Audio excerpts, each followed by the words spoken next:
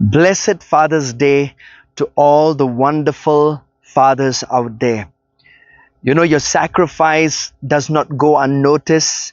Your commitments, your devotion towards your family, towards your wife, towards your children, and towards all the affairs of life that comes under your leadership. And today I just want to encourage you from the Word of God of a man in the Bible that has really impacted my life, and I believe is going to impact you also as fathers. You know, Abraham. Abraham is such a famous name in the Bible. In fact, whenever you think of Abraham, there's so many things connected to that name. He's called as the father of our faith, you know, and he is the one that displayed some beautiful characteristics that we as fathers, we can learn out of his life. Number one, Abraham was a father of faith.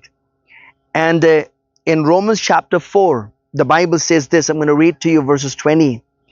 He did not waver at the promise of God through unbelief, but was strengthened in faith, giving glory to God.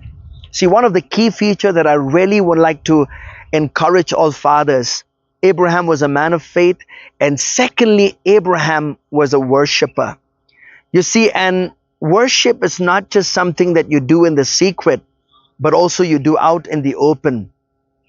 Why do I say that? You know, when Abraham had to go and sacrifice his son Isaac, you know, the Lord had commanded him, the Lord had given him the son. And the Bible says, you know, given him Isaac at his old age, and he had to go and sacrifice his son at Mount Moriah.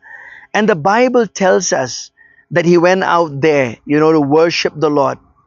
And so he displayed that characteristic of worship right before, you know, the presence of the Lord. And so I just wanted to encourage you, if you're a father, you know, remember Abraham. He is the father of many nations, you know, and also a father who displayed a godly characteristic. And that godly characteristic is that Abraham worshiped the Lord, you know. So I want to encourage you, worship the Father, you know, in front of your children.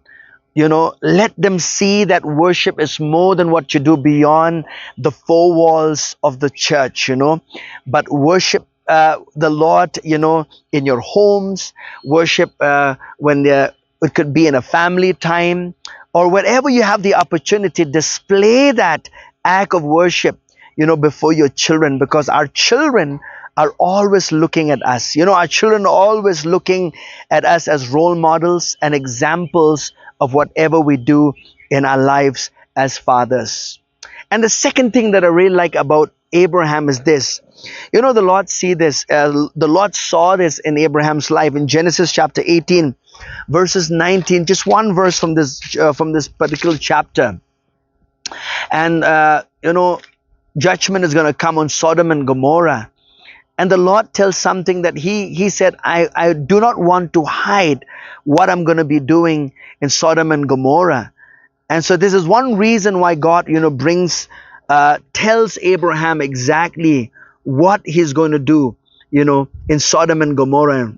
And the Bible says in Genesis 18 verses 19, for I have known him in order that he may command his children and his household after him, that they may keep the way of the Lord to do righteousness and justice, that the Lord may bring to Abraham what he has spoken to him.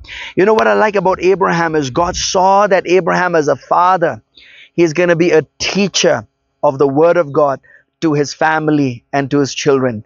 You know, so as fathers, we have a responsibility to worship before our children and also to teach our children the word of God. You know, the Bible says in Ephesians, you know, fathers, do not provoke your children.